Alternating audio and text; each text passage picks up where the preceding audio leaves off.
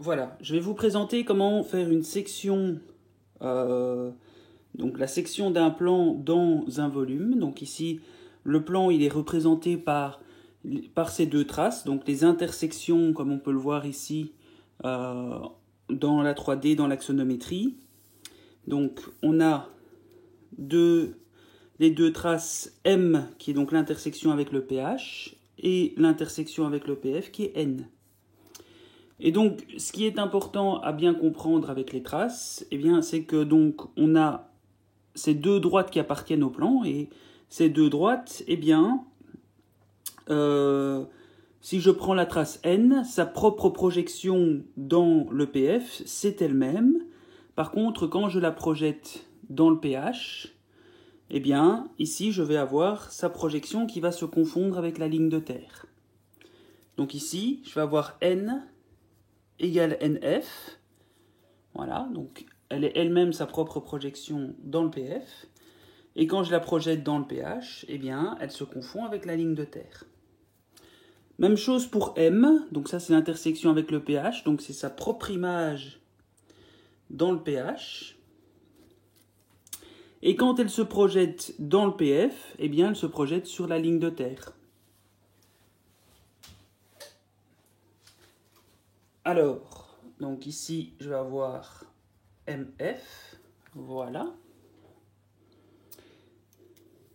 Et maintenant, eh bien, je peux chercher l'endroit, donc la section de ce plan dans le volume droit qui est juste ici. Alors, le volume droit qui est juste ici, eh bien, il a plusieurs sommets que j'ai appelés, eh bien ici, on peut voir que là-bas, je l'ai appelé A, B, C, D. Donc c'est ce que je vais faire ici. AH, BH, CH et DH. Quand je projette ces points ici au niveau de la base, donc quand je les projette ici, je vais avoir A et D qui vont se projeter sur le même point. Donc ici, je vais avoir AF égale DF. Et ici, je vais avoir BF égale CF.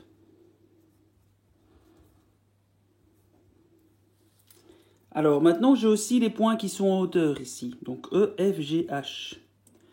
EFGH, ben, quand il se projette sur le sol, donc mon point E, il va se confondre avec mon point A dans le pH. Donc je vais avoir AH égale EH, BH égale FH, CH égale GH et DH égale HH. Alors, cette fois-ci, donc c'est les points qui sont en hauteur. Donc quand ils se projettent dans mon PF, ici je vais avoir le point E et F qui vont se confondre. Donc EF égale HF. Et ici je vais avoir F et G qui vont se confondre. Donc FF égale GF. Voilà. Alors, maintenant qu'on a fait ça, donc on a posé l'exercice, on va pouvoir chercher vraiment la section du plan dans le volume. Et donc la section, qu'est-ce que c'est? C'est jamais qu'un couteau. Donc le plan, c'est comme un couteau qui vient couper le gâteau. Donc ici, le gâteau, c'est le volume.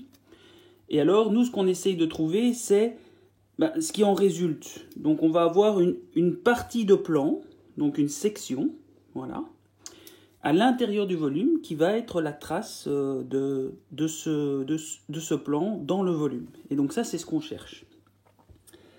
Alors, comment est-ce qu'on fait ça? Eh bien, en fait, on réfléchit un peu à l'inverse. Donc, au lieu de chercher vraiment la section, donc l'endroit où le plan va venir couper le volume, on va plutôt chercher les endroits où les arêtes du volume vont rentrer dans le plan.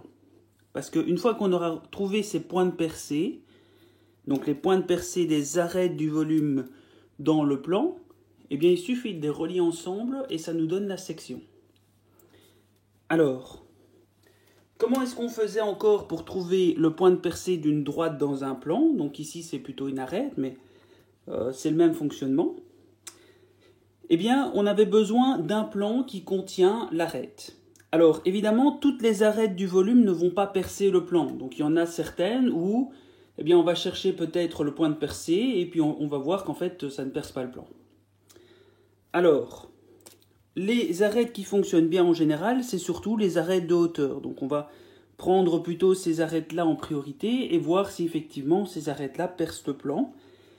Et eh bien, on a vu ici que, donc dans une autre vidéo, que le point de percée d'une arête verticale, d'une droite verticale, si j'ai besoin de trouver son point de percée, j'ai besoin d'un plan vertical.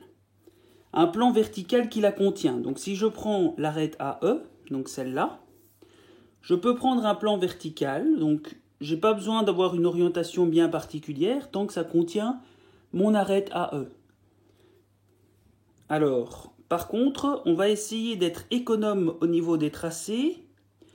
Et moi, je vais prendre une orientation bien précise. Je vais prendre cette orientation-là, qui va suivre toute la face ABEF. Donc, toute cette face-là. Donc, ça va me donner un plan vertical. Hop. Voilà.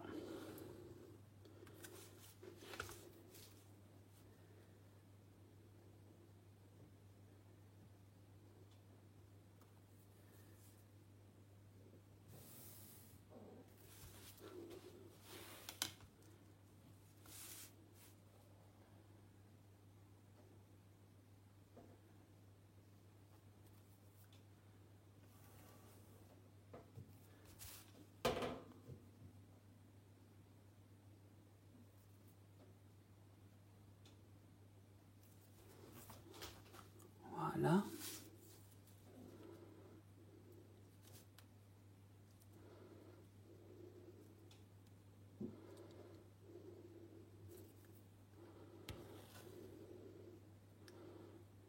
Voilà. Donc un plan vertical et que je vais appeler alpha. Voilà. Donc ça va être sa projection dans le pH, donc alpha H. Alors, cette projection alpha, elle va trouver une intersection avec le plan MN. Donc ici, je vois que son intersection se fait juste ici.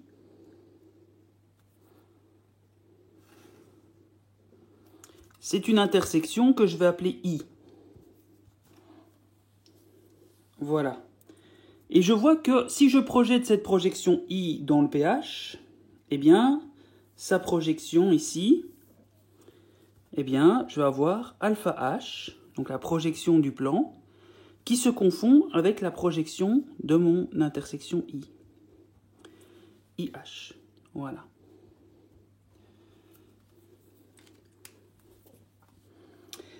Alors, quel est l'intérêt d'avoir donc cette droite I? Eh bien, c'est que cette droite I, elle va venir croiser. Donc ici, je vais devoir continuer. Hop, ma droite I juste ici. Voilà. Elle va trouver un croisement. Voilà, on le voit aussi dans le pH. Hein.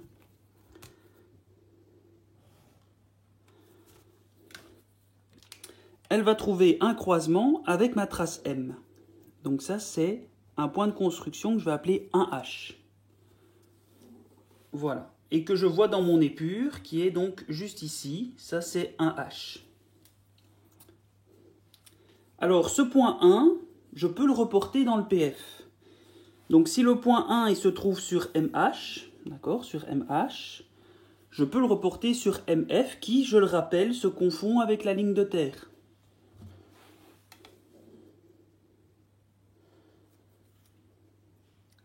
Voilà. Donc ça, j'ai remonté et...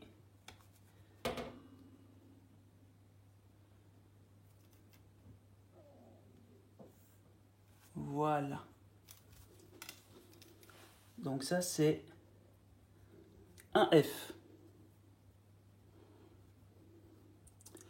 Alors, pour arriver à retracer cette droite I, cette fois-ci, dans le PF, j'aurais aussi dans l'idéal besoin d'une intersection avec ma trace N, mais le problème c'est que ici j'en trouve pas. Donc j'ai juste trouvé une intersection avec ma trace M, et avec N, comment est-ce que je dois faire étant donné que ces deux droites ici, I et N, sont parallèles entre elles, eh bien je dois me rappeler du principe que le parallélisme est conservé dans Monge. Donc ça veut dire que si les deux droites sont parallèles entre elles dans le PH, elles vont continuer à être parallèles entre elles dans le PF. Donc ma trace N dans le PH, elle se confond avec la ligne de terre. Dans le PF, elle est juste ici. Donc à partir du point 1 que je connais déjà, je peux tracer une parallèle. Voilà.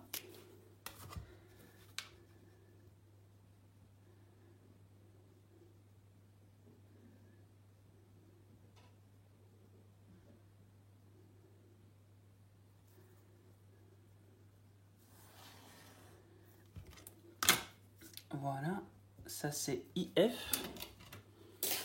Et je vais aussi la tracer dans mon axonométrie.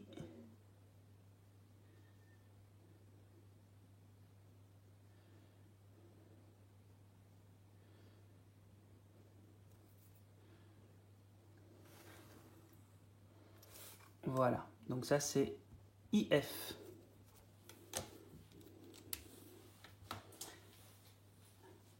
Alors, une fois que j'ai trouvé IF, c'est quoi l'intérêt de trouver I? Eh bien, c'est justement que cette droite I, eh bien, je vois qu'elle va croiser les arêtes qui étaient contenues dans le plan alpha. Alors, c'est là que est tout l'intérêt d'avoir pris une direction alpha qui était dans ce sens-ci et qui comprenait toute la face AEBF. Eh bien, c'est que au lieu de prendre un plan vertical quelconque, eh bien cette fois-ci, je contiens les 4 arêtes que contient ma face. Donc je peux vérifier, est-ce que ma droite I, qui sert de limite finalement, d'endroit qui, donc de frontière pour ces arêtes par rapport au plan. Donc ça m'indique à l'endroit où mon arête va rentrer dans mon plan. Et ici, je vois que eh bien, j'ai déjà mon arête AE qui va venir croiser, juste ici, en un premier point 1, mon arête AE. Et dans mon épure, je le vois juste ici. Ça, c'est mon point 1. 1F. J'ai un deuxième point qui se fait sur BF, juste ici. Ça, c'est mon point 2. Et je le vois dans mon épure qui est juste là. Ça, c'est mon point 2. Alors, je peux évidemment reporter ces points dans le PF ici, dans mon axonométrie. Voilà. Et je vois qu'effectivement, les endroits où IF touche mes arêtes, eh bien, c'est bien ici 1F et 2F.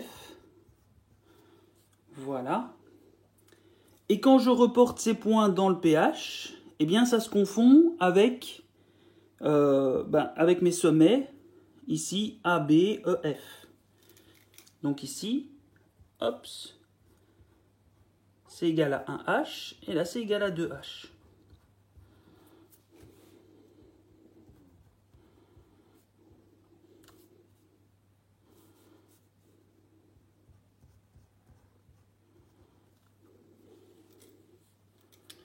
Ok, alors ça c'est une première chose.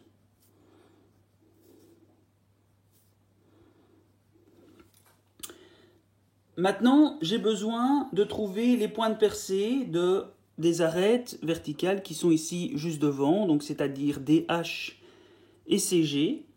Alors même chose, donc même procédure, je vais utiliser un plan vertical qui contient justement ces arêtes verticales. Donc je pourrais de nouveau utiliser 2 plans différents, d'accord, mais pour être économe en tracé, eh bien, je prends un plan qui les contient tous les deux.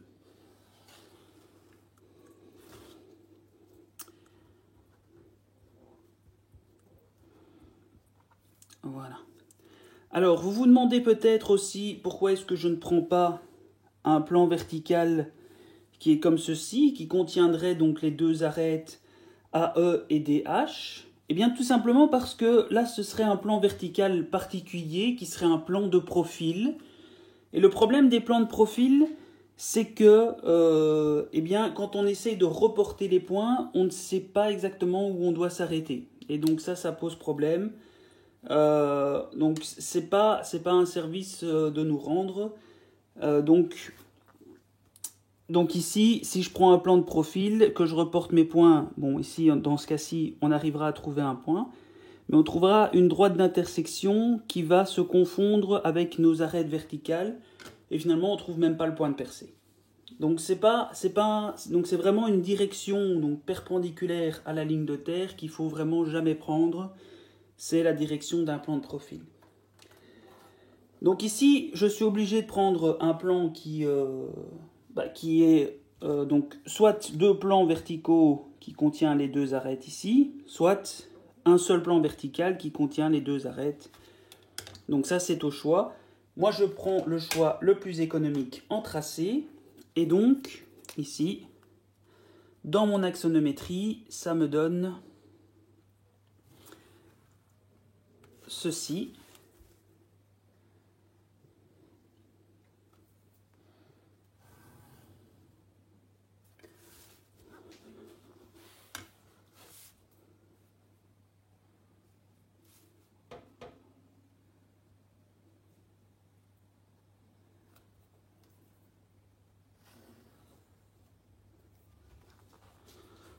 Voilà.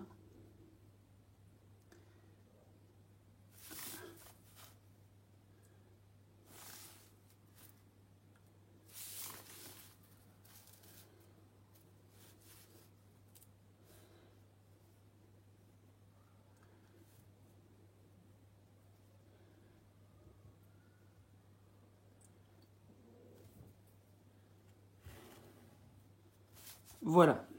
Et donc ici, j'ai un plan bêta que j'ai créé. Et donc, comme je l'ai écrit ici, eh bien, il va créer une droite d'intersection avec mon plan MN qui est donc juste ici. Donc, cette droite d'intersection, je l'appelle J. Et donc, quand je projette mon plan bêta, eh bien, il se confond avec sa trace ici, bêta H. Et même chose pour J. Quand je le projette dans le PH, eh bien, il se confond avec la trace de B, de bêta. Voilà. Alors, de nouveau, je vais trouver un point d'intersection avec ma trace M. Donc ça, c'est 2H. Et quand je le reporte dans le PH, eh bien, ça se fait juste ici. C'est 2F. Voilà. Donc ici, j'ai 2H. Et je le reporte dans le PH.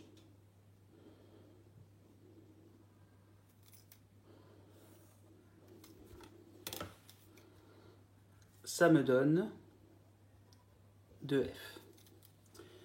De nouveau, je n'ai pas d'intersection avec ma trace N, mais je vois que la droite d'intersection J et la trace N sont parallèles entre elles, donc elles doivent continuer à être parallèles entre elles dans le PF. Donc ça, c'est ce que je vais faire ici, dans mon axono.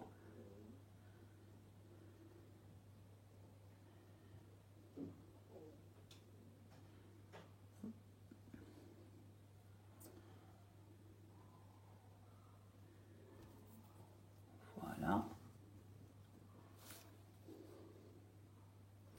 Donc ça, c'est JF. Et j'ai ma droite J qui va... Oups.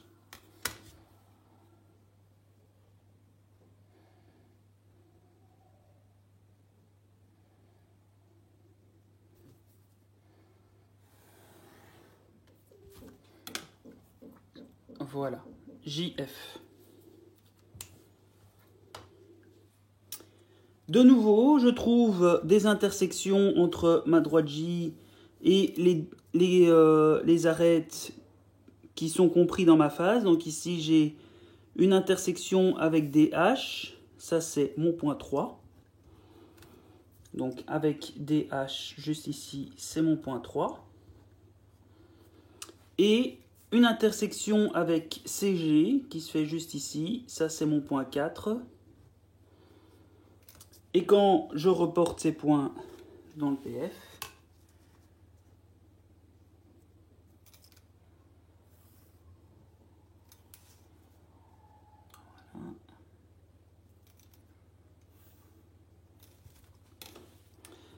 voilà. Donc quand je reporte ces points ici dans le PF, je vois que ça correspond avec la droite IF dans mon PF. Donc ici j'ai 3F et là j'ai 4F. Et quand je le reporte dans le PH, eh bien ça se confond avec D et avec C.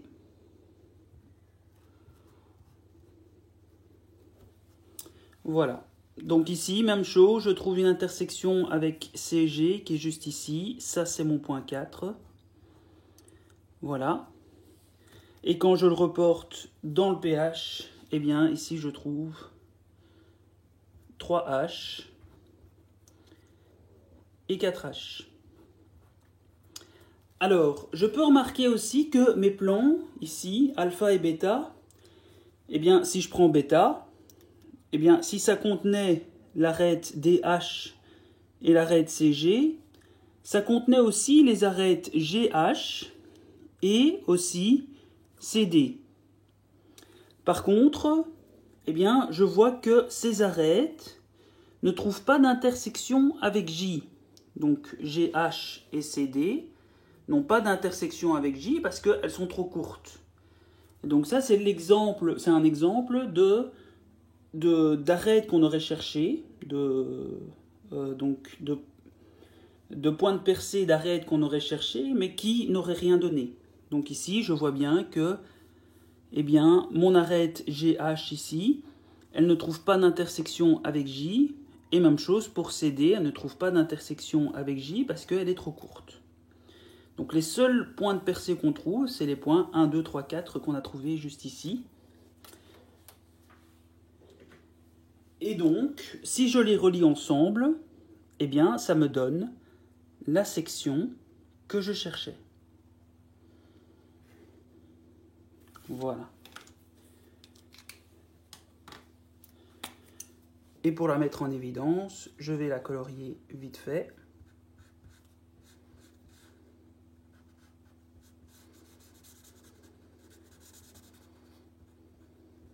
Voilà. Et pour ce qui est dans le pH, eh bien, je vois que les 4 points de percée, eh bien, ils se confondent avec les coins de mon volume. Et donc, hop, ça donne ceci. Voilà. Dans mon axono, eh bien, ça correspond à la liaison entre les points 1, 2, 3, 4. Donc, qui sont juste là.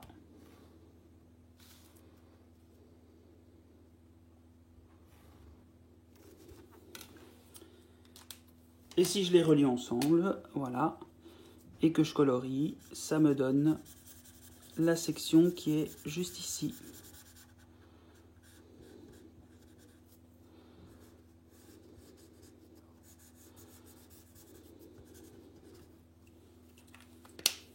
Voilà. Alors, ça c'est pour un volume droit avec des arêtes qui sont verticales. Maintenant, on va voir un deuxième cas. Un deuxième cas qui est un peu plus compliqué, peut-être à comprendre. C'est le cas d'une pyramide avec des arêtes qui sont en biais.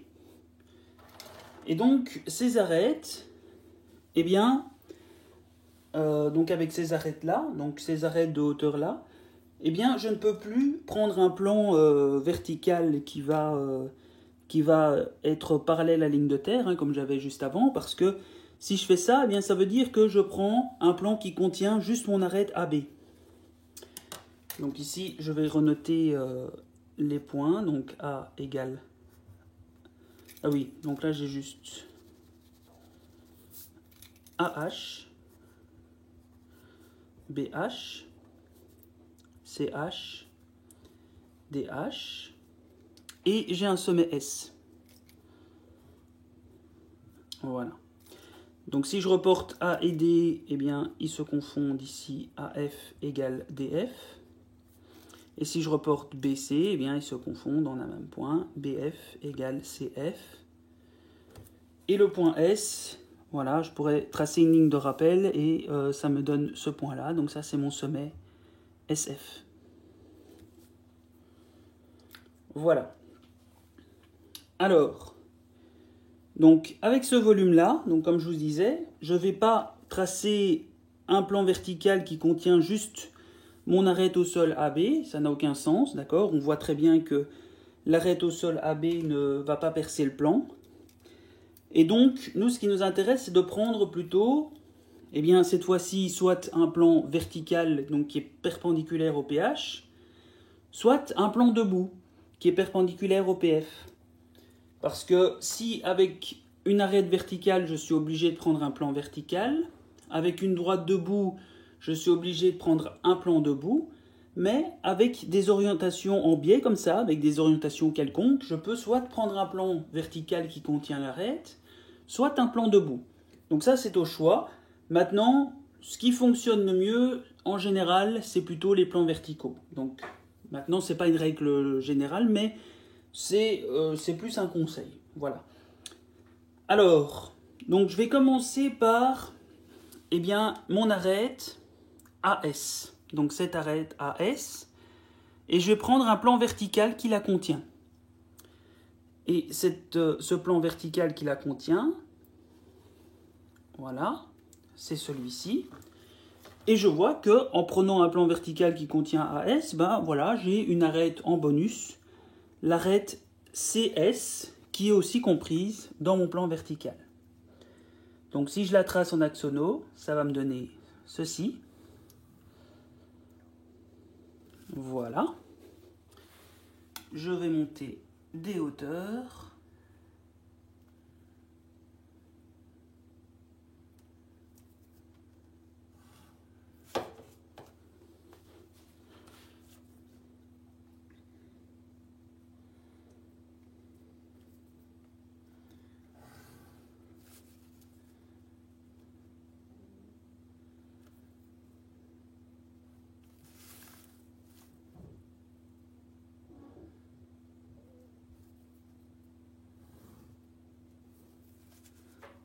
Voilà.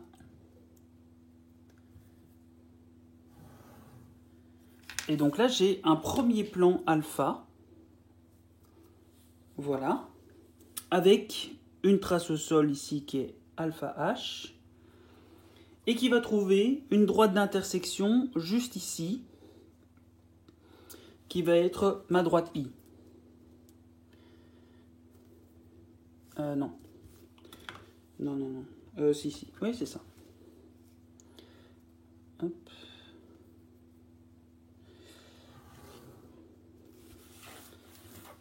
Voilà. Donc ça, c'est ma droite I. Et cette droite I, quand elle se projette dans le pH, de nouveau, elle se confond avec alpha H. Donc ici, j'ai alpha H égale IH.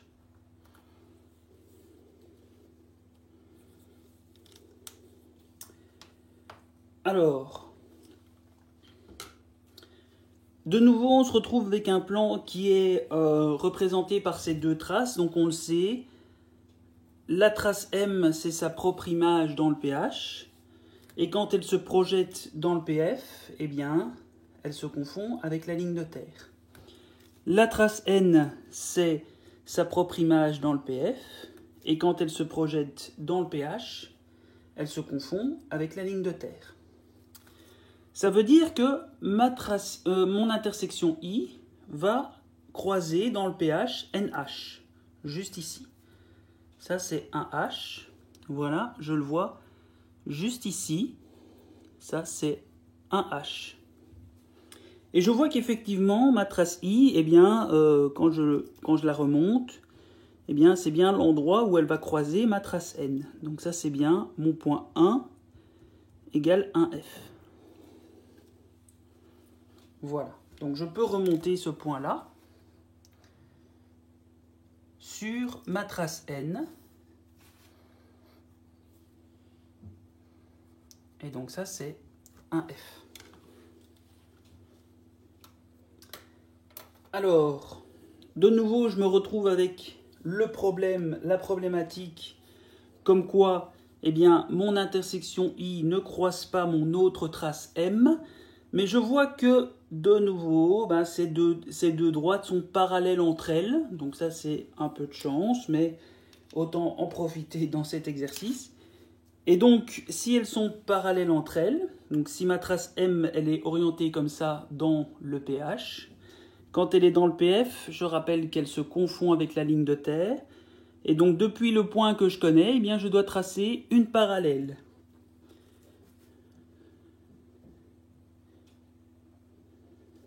Voilà. Et donc ça me donne IF. Alors, maintenant, je regarde les deux arêtes qui étaient contenues dans mon plan alpha, c'est-à-dire AS. AS, c'est juste ici. Je trouve une intersection qui est là. Ça, c'est mon premier point de percée. 1F. J'ai aussi CS qui était compris dans alpha. CS se trouve juste ici dans le PF. Donc ça, c'est 2F. Voilà. Donc en axono, je vois que ça correspond à ceci et ceci. Donc ça, c'est 2. Et ça, c'est 1. Voilà. Alors, je vais tracer aussi ma droite I dans le PF, qui est parallèle à M. Donc IF. Et qui va croiser mes deux arêtes ici et là. Voilà. Donc 1F et 2F. Et donc si je reporte ici dans l'espace, ben, je vois que ça correspond bien. Voilà. Donc là, on reporte bien. Et là, pareil. C'est presque de la magie. Voilà. Donc on trouve bien 1F et 2F. Et maintenant, ces deux points, je dois aussi les reporter dans le PH. Donc mes deux arêtes AS et CS, donc elles vont se reporter sur mes diagonales de ma base. Hop.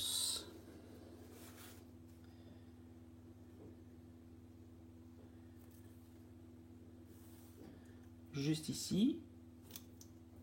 Et juste ici. Hop. Voilà. Donc ça se reporte bien sur SA, un H, et sur SC, ici, 2H. Voilà. Je fais la même chose dans mon épure, donc là on le voit peut-être un peu plus clairement, hein. Il y a un peu moins de tracé. Voilà. Je ne me trompe pas d'arête quand je reporte, hein. Donc ici, je ne m'arrête pas à la première arête que je trouve. Ici, je suis bien sur SA. D'accord? Donc quand je l'ai reporté vers le bas, je me retrouve bien sur SA, qui se trouve donc juste ici. Et même chose pour mon point 2. Je me trouve bien sur SC. Donc là, je suis sur SC. Donc mon point 2, quand je le reporte bien sur SC, donc qui est juste ici. Voilà. Donc ça, c'est 1H. Et ça, c'est 2H. Ok. Alors, ça, c'est un premier plan qui contient deux arêtes. Maintenant, on va prendre un deuxième plan qui contient deux autres arêtes. Celui-ci, qu'on va appeler bêta.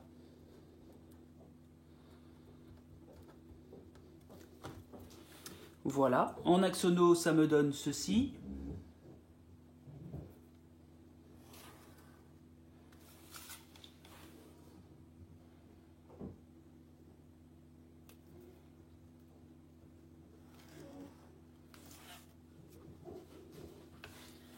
Voilà.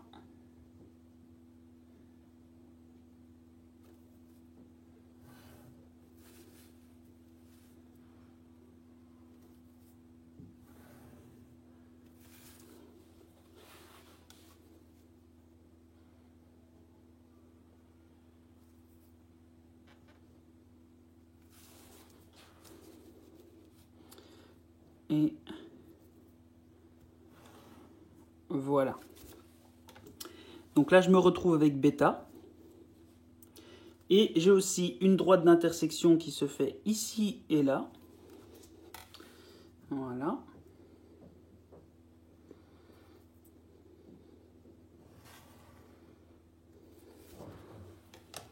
Ça, c'est ma droite J.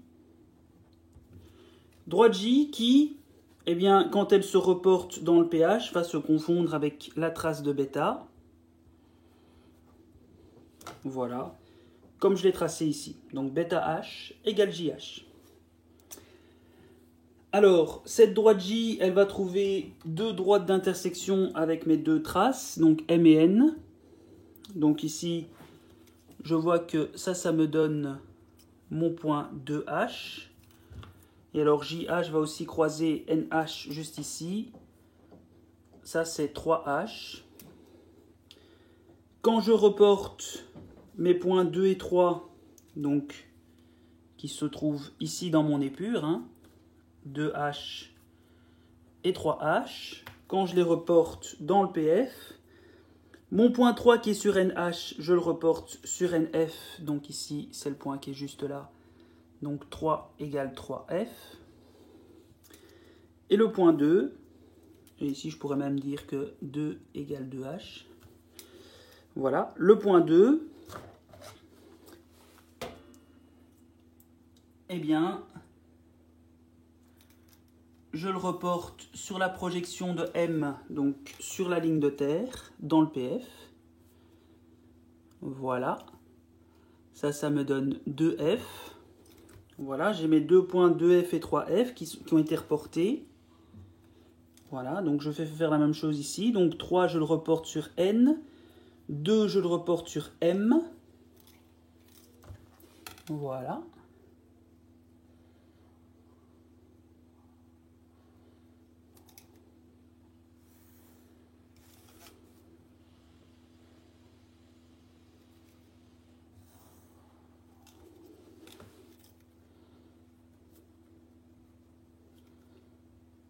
Donc ça fait 2F et ça c'est 3F.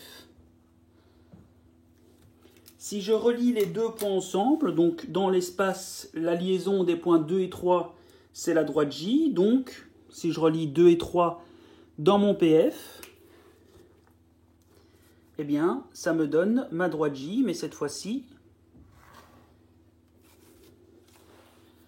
voilà, JF, dans le PF. Voilà, donc ici, pas besoin de parallélisme, quoi que ce soit. On a deux points d'intersection avec M et N. On reporte ces deux points dans le PF. On relie ces deux points ensemble. Et donc, ça nous donne JF. Voilà, aussi simple que ça. Alors, même chose qu'avec la droite I juste avant. On regarde les endroits où, eh bien, notre droite J va croiser les arêtes qui comprenaient notre plan. Donc, on avait DS. DS se trouve juste ici. Ça, c'est notre point 3. Voilà. On le voit juste ici en axono. Ça, c'est 3F. Et le point 4, donc c'est avec BS. Donc BS se trouve juste ici. Ça, c'est notre point 4. Et en axono, BS se trouve juste là. Donc on a un point 4 qui est juste ici. Voilà. Et donc ça correspond au point 3F et 4F qui sont juste là.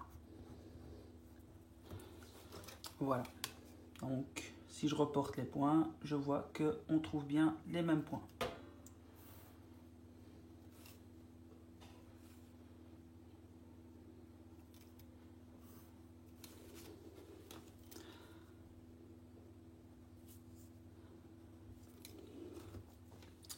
Alors, ces points 3 et 4, je dois encore les reporter dans le pH sur leurs arêtes respectives.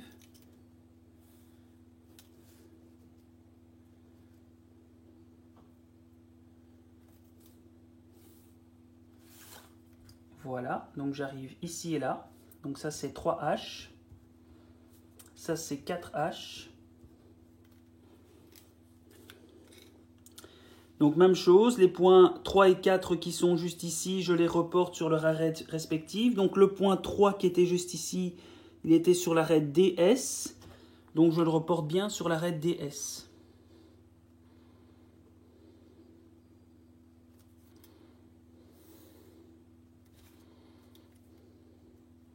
Même chose pour le point 4, je vois qu'il est sur l'arête BS. Donc BS, je le reporte bien sur l'arête BS.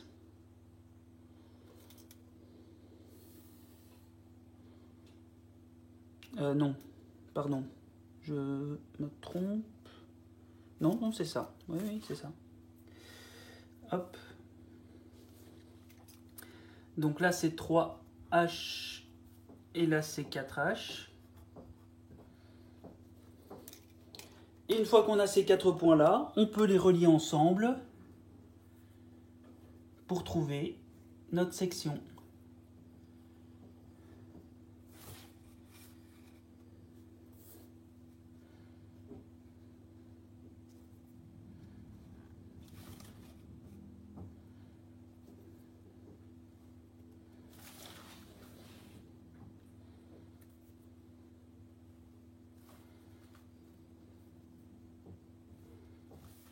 Voilà, je vais aussi la relier ici.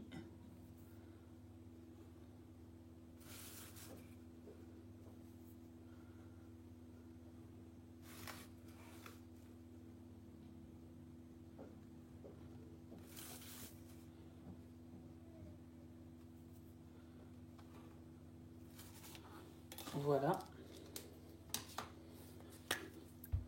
Et il n'y a plus qu'à la mettre en évidence en la coloriant.